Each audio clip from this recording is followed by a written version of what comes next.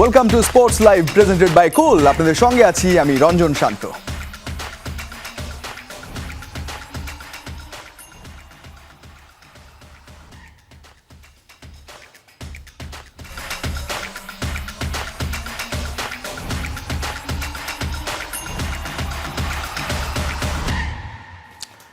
অন্যান্য দিনের মতো আজকের স্পোর্টস লাইভেও থাকছে অনেক অনেক খবর। বিসিবি নিয়ে কিছুটা তোলপাড়, সেটা নিয়ে একটা 1-to-1 পাওয়া গেছে, অর্থাৎ তামিরুল ইসলাম বুলবুলের সঙ্গে কথা বলা গেছে, সেটা নিয়ে কথা বলবো। রিশাদ খেলছে ওদিকে বিগ ব্যাশ, তিনি কি করলেন, এছাড়া আন্ডার-19 এশিয়া কাপ চলছে, তারা সেমি পেরিয়ে ফাইনালে দৌড়ে আগামীকাল ম্যাচ রেসে যেতে পারবেন কিনা, এছাড়া অন্যান্য প্রসঙ্গ তো থাকছেই। তবে বিসিবির কথা দিয়েই শুরু করি। বিসিবির বর্তমান কমিটি ভেঙে দেওয়ার দাবিতে তো মিছিল হচ্ছে মাঝে মাঝে, কিন্তু সেই সুযোগ একেবারেই নেই, কারণ ক্রিকেট বোর্ড চলে আইসিসির গাইডলাইন মেনে, বলছেন সভাপতি আমিনুল ইসলাম বুলবুল। আগামী 1-1.5 মাসের মধ্যে সিএফও সাথে হেড অফ ক্রিকেট নিয়োগ দেবে বোর্ড।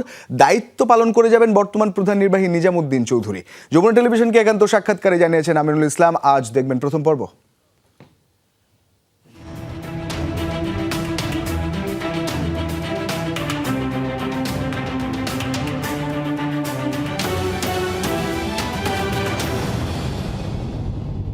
দর্শক সবাইকে স্বাগতম। আমরা আজকে একটা বিশেষ ইন্টারভিউ করতে এসেছি। আমরা সঙ্গে পেয়েছি বাংলাদেশ ক্রিকেট বোর্ডের সভাপতি আমিনুল ইসলাম বুলবুল ভাইকে।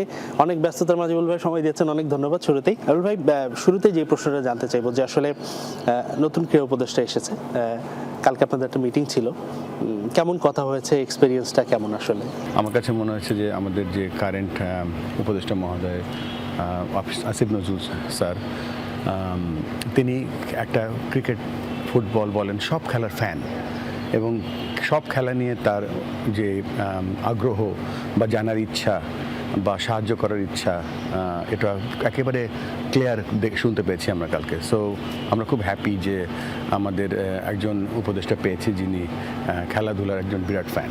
আসিফ মাহমুদ সজীব, উনি অবশ্য দায়িত্ব ছাড়ার পর থেকেই বিসিবিতে কিছু লোকজন মিছিল করছে, আবার পুনরায় নির্বাচন চাইছে, একটা হয়তো অপরচুনিটি দেখতে পাচ্ছে তারা। আপনার কাছে কি মনে হয়? না, দেখেন, বাংলাদেশ ক্রিকেট বোর্ড হচ্ছে একেবারে একটা ইন্ডিপেন্ডেন্ট সংস্থা। আমরা সাধারণত অবশ্যই আমরা বাংলাদেশ গভর্নমেন্ট, বাংলাদেশ যুব এবং ক্রীড়া মন্ত্রণালয়ের আন্ডারে আছি। তারপরে আমাদের সমস্ত কার্যকলাপ হয় ইন্টারন্যাশনাল ক্রিকেট কাউন্সিল আইসিসির সাথে, এবং আইসিসি আমাদের, আপনারা জানেন, আমাদের সবথেকে বড় ক্যাশ কাউ, যেখান থেকে আমরা সাহায্য পাই, আইসিসি ইভেন্টসগুলো খেলি, এবং আইসিসি যে রুলস রেগুলেশনগুলো আছে সেগুলো ফলো করি, এবং বাংলাদেশ গভর্নমেন্টের যে রুলস রেগুলেশন আছে বা আমাদের যে কনস্টিটিউশন আছে, ওর মধ্যে আমরা ইলেকশন হয়েছে। ইলেকশনে হওয়ার পরে 4 বছরের জন্য একটা বোর্ড গঠিত হয়েছে, এবং আমরা সাধারণত এই রিপোর্টগুলো আইসিসিকে দিয়ে থাকি। আমাদের কনস্টিটিউশন বলে যে ক্রিকেট বোর্ডে একজন সিএফও থাকা জরুরি। এটা এর আগের বোর্ডে আমরা অনেকবার, বিশেষ করে যমুনা টেলিভিশন এই এজেন্ডাটা অনেকবার তুলেছে যে সিএফও কেন থাকবে না, নাহলে আর্থিক স্বচ্ছতার জায়গাটা কোথায় আসবে। সেই বিষয়ে আপনার ভাবনার বিষয়টা কি? আর সম্পর্কে একটা করে নেই, একটা কানাঘুষো শোনা যায় যে আমাদের সিও যিনি আছেন নিজামুদ্দিন চৌধুরী, তিনি নাকি থাকছেন না। এই বিষয়ে কোনো কিছু আপডেট থাকে?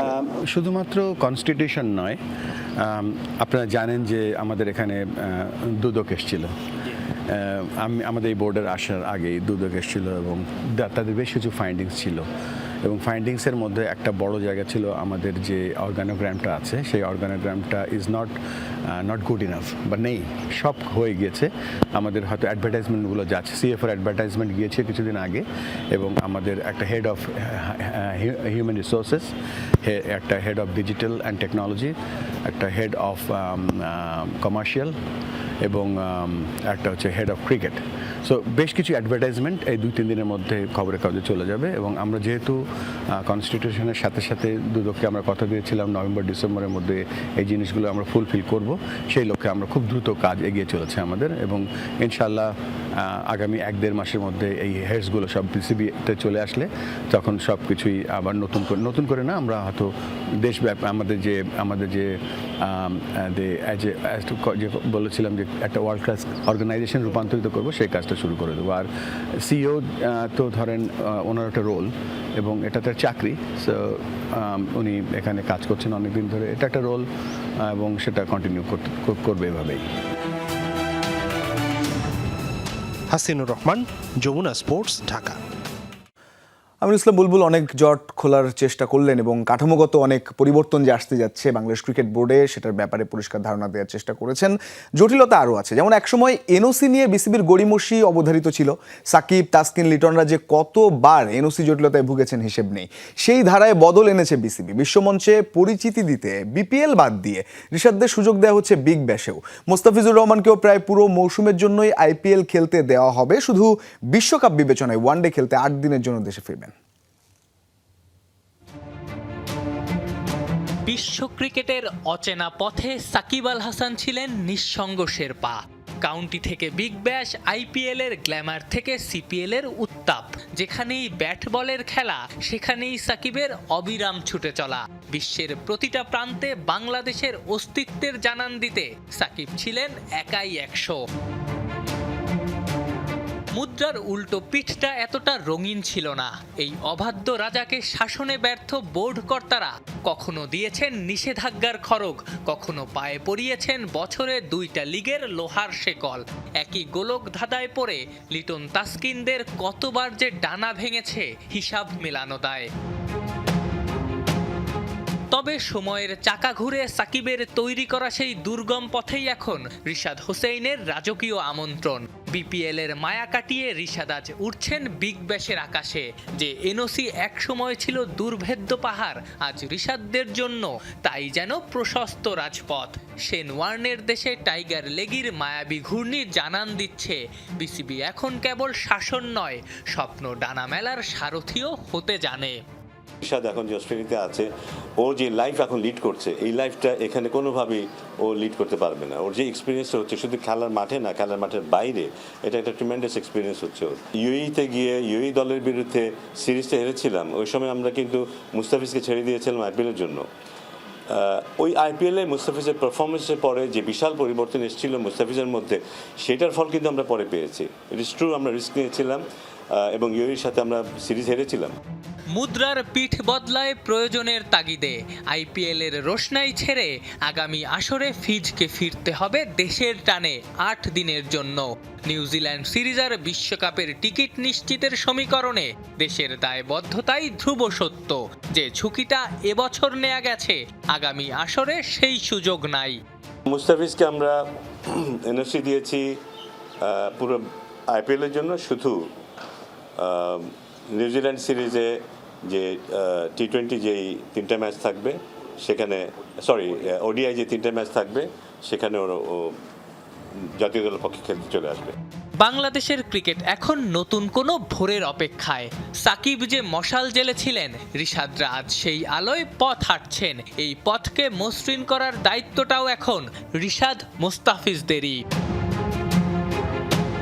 আফনান পিয়াল, যমুনা স্পোর্টস, ঢাকা।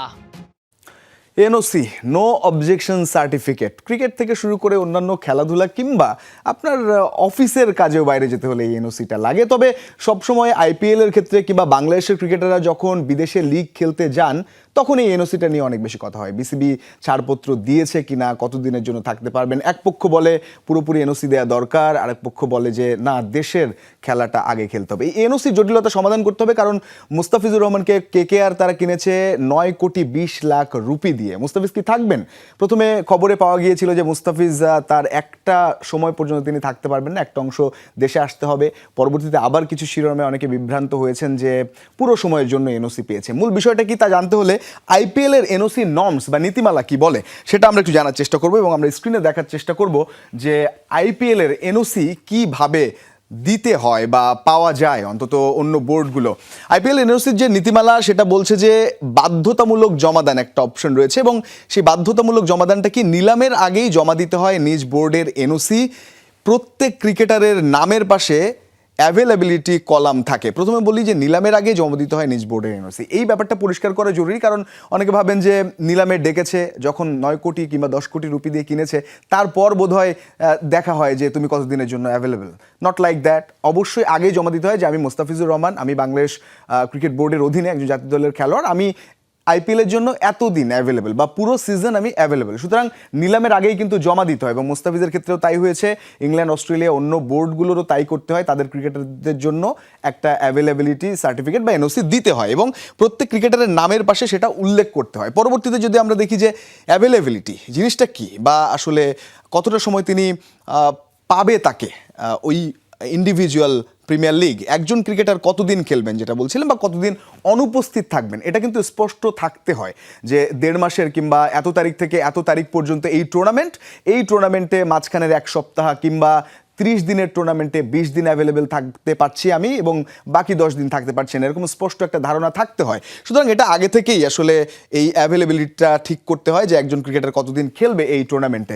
মোস্তাফিজের ক্ষেত্রে কি হয়েছে বলছি, তবে আইপিএলের এনওসির যে অন্য পরবর্তীতে আরও একটা যদি আমরা দেখি যে কি নিয়ম রয়েছে, আইপিএল ওয়েবসাইটে মিডিয়া রিলিজ, এটা কেন? যখন আসলে কোনো ক্রিকেটার পুরোপুরি সময়ে তিনি থাকতে পারবেন না এই ইন্ডিভিজুয়াল সিজনে, তখন তাকে আগেই বলে দিতে হয় একটা মিডিয়া রিলিজের মাধ্যমে এবং সেটা ওয়েবসাইটে IPLT20.com, সেখানে কিন্তু স্পষ্ট থাকতে হয়। সবশেষ আমরা আরেকটা অপশন দেখতে পারি, আইপিএলের এনওসির আসলে বাতিল হতে পারে কিনা, যে এনওসি তিনি পেয়েছেন সেটা বাতিল হতে পারে কিনা। হতে পারে 2 বছরের নিষেধাজ্ঞা। বিষয়টা পরিষ্কার করি যে আইপিএলের এনওসি তো পেয়েছেন মুস্তাফিজুর রহমান, যে তিনি থাকতে পারবেন, কিন্তু তিনি মাঝখানে যে আসবেন নিউজিল্যান্ড সিরিজে বা ওয়ার্ল্ড কাপের প্রস্তুতি নিতে, সেই জায়গায় তিনি সেটা পুরোপুরি ক্যান্সেল করতে পারেন কিনা কোনো কারণে, যে হ্যাঁ খুব ইম্পর্টেন্ট টুর্নামেন্ট কিংবা কোনো ব্যক্তিগত কারণে, কোনো ভ্যালিড রিজন যদি থাকে তাহলে তিনি অবশ্যই সেটা ক্যান্সেল করতে পারেন সেই ইন্ডিভিজুয়াল ক্রিকেটার। আর যদি খুব বড় কোনো কারণ না থাকে তবুও তিনি ক্যান্সেল করেন, তাহলে 2 বছরেরও নিষেধাজ্ঞা আসতে পারে আইপিএলের মতো বড় টুর্নামেন্টে। সুতরাং একটা জটিলতা তো রয়েছে, তবে একটা জিনিস পরিষ্কার যে এই জায়গাটায় আগেই জানাতে হয় যে অ্যাভেলেবেল কিনা ওই ক্রিকেটার ওই ইন্ডিভিজুয়াল সিজনের জন্য। আরেকটা বিষয় পরিষ্কার করা দরকার, সেই বিষয়টা হচ্ছে কখন আসলে এই আইপিএলের যে টাকা পয়সা সেটা কিভাবে পেতে পারে একজন ক্রিকেটার। এখানে কি সব দিনের জন্য অ্যাভেলেবেল থাকলে সেই টাকাটাই পায় নাকি শুধুমাত্র ম্যাচ খেলার টাকাটা পায়? এখানে স্পষ্ট যদি করতে হয় একটু, তাহলে মুস্তাফিজুর রহমান যদি পুরো সিজনের জন্য অ্যাভেলেবেল থাকে তাহলে ওই যে 9 কোটি 20 লাখ রুপি তাকে দিতে হবে। পরবর্তীতে তিনি একাদশে সুযোগ পান কি না পান সেটা তার দলের ব্যাপার, তিনি অ্যাভেলেবেল থাকলেই হবে। তো তিনি যে 8 দিন বা 10 দিন থাকবেন না, সেখানে কয়টা ম্যাচ পড়ছে কলকাতা তাকে পাচ্ছে না, সেই হিসেবে কিন্তু টাকা কেটে নেওয়া হতে পারে এবং তিনি যে কয় ম্যাচের জন্য অ্যাভেলেবেল সেই হিসেবে নিলামের ওই বাকি টাকা তিনি পাবেন, বাকি ভ্যাট ট্যাক্স এই জাতীয় ব্যাপার তো রয়েছেই। তো এই ছিল আইপিএলের যে এনওসি সেটা নিয়ে বিস্তারিত। আমরা একটু এনওসির ব্যাপারেই যখন আছি, ঋষাদও তো এনওসি নিয়ে গেছেন বিগ ব্যাশে, তিনি কি করছেন একটু জানি। বিগ ব্যাশে নিজের দ্বিতীয় ম্যাচে উইকেটে দেখা পেয়েছেন টাইগার লেগি ঋষাদ হোসেন, যদিও তার জোড়া শিকারের দিনে মেলবোর্ন স্টার্সের কাছে 8 উইকেটের বড় ব্যবধানে হেরেছে হোবার্ট হারিকেন্স। আসলে নিজের প্রথম ম্যাচে সিডনি থান্ডারের বিপক্ষে 3 ওভারে 18 রান দিয়ে ঋষাদ উইকেট শূন্য থাকলেও জয় পেয়েছিল তার দল। এবার মেলবোর্নের বিপক্ষে স্বল্প পুঁজির লড়াইয়ে উইকেটের দেখা পেলেন কেবল ঋষাদ হোসেনই। নিজের প্রথম ওভারেই সাজঘরে ফেরান ওপেনার টমাস রজার্সকে, পরের ওভারে তার শিকার আরেক ওপেনার জো ক্লার্ক। তবে প্রথম 2 ওভারে 14 রান দেয়া ঋষাদ নিজের তৃতীয় ওভারে দেন 19 রান। সব মিলিয়ে 3 ওভারে 33 রান দিয়ে 2 উইকেট শিকার ঋষাদের। এর আগে ব্যাট হাতে 3 বলে 5 রান করে অপরাজিত থাকেন এই টাইগার অলরাউন্ডার।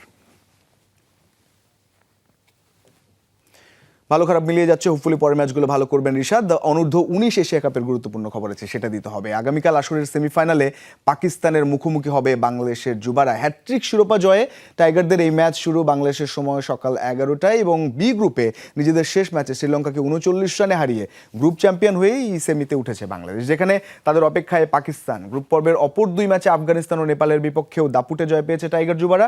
বিপরীতে চিরপ্রতিদ্বন্দ্বী ভারতের কাছে হারলেও মালয়েশিয়া ও আরব আমিরাতের বিপক্ষে বড় জয়ে শেষ 4-এ নাম লিখেছে পাকিস্তান অনূর্ধ্ব 19 দল। বয়সভিত্তিক এই 2 দলের সবশেষ লড়াইয়ে পাকিস্তানকে 7 উইকেটের বড় ব্যবধানে হারিয়েছিল বাংলাদেশ অনূর্ধ্ব 19 দল। দেশের একমাত্র ক্রিকেটার হিসেবে 100তম টেস্ট খেলায় মুশফিকুর রহিমকে সংবর্ধনা দিয়েছে বগুড়ার ক্ষুদে ও উদীয়মান ক্রিকেটাররা। আজ শহীদ চান্দু স্টেডিয়ামে বগুড়ার এই কৃতি সন্তানের হাতে ফুল ও সম্মাননা স্মারক তুলে দেন ক্ষুদে ক্রিকেটাররা। সকাল থেকেই শহীদ চান্দু স্টেডিয়ামে নেট প্র্যাকটিস করছিলেন মুশফিকুর রহিম। প্র্যাকটিস শেষে মাঠেই তার সম্বর্ধনার আয়োজন করা হয়। খুদে ক্রিকেটারদের পক্ষে বগুড়ার আরেক গর্ব, জাতীয় দলের খেলোয়াড় তৌহিদ হৃদয় ফুল ও সম্মাননা স্মারক তুলে দেন মুশফিকের হাতে। এ সময় মুশফিক বলেন, বগুড়ার এই মাঠ থেকেই তার ক্রিকেট যাত্রা শুরু। অচিরেই বগুড়ার ক্রিকেটারদের জন্য এলাকায় একটি ক্রিকেট একাডেমি করার পরিকল্পনার কথা জানান তিনি। বলেন, ক্রিকেটের শুরুতে তারা যে সমস্ত সুযোগ সুবিধা পাননি এলাকায়, নিজের ক্রিকেট একাডেমিতে বগুড়ার আগামীর ক্রিকেটারদের জন্য সেই সমস্ত সুযোগ সুবিধা রাখতে চান তিনি। সেই ফ্যাসিলিটিসগুলো যেটা আমরা হয়তো যখন শুরু করছি ওই রকম পাইনি, তো সেই জায়গা থেকে যেন ওরা বঞ্চিত না হয় সেই দিক থেকে শুধু আমার মনে হয় যে বিসিবি রিলেটেড এবং এখানে আরও যারা আছেন বড় বড় প্রাইভেট কোম্পানিগুলো যদি একটু এগিয়ে আসেন, আমার মনে হয় যে এই দিকটা থেকে আমরা ইনশাআল্লাহ বাংলাদেশকে আরও অনেক বেশি সাপোর্ট দিতে পারি। শহীদ চান্দু স্টেডিয়ামের ড্রেনেজ ব্যবস্থা সহ কিছু সংস্কার কাজ করলে আবারও আন্তর্জাতিক ম্যাচ আয়োজনের উপযোগী হয়ে উঠবে এই স্টেডিয়াম, এমন মন্তব্য মুশফিকুর রহিমের। প্রয়োজনীয় সংস্কার শেষে আসন্ন বিপিএল এর ম্যাচও এখানে আয়োজন সম্ভব বলে মন্তব্য করেন মুশি। শুধু মাঠ আর উইকেট থাকলে আপনার হবে না, এখানে পারিপার্শ্বিক অনেক জিনিস আছে, ফ্যাসিলিটিস লাগে, যেগুলো হোটেল লাগে অনেক, তারপরে দেন আপনার একটা এয়ারপোর্ট হলে তাদের জন্য সুবিধা হয়।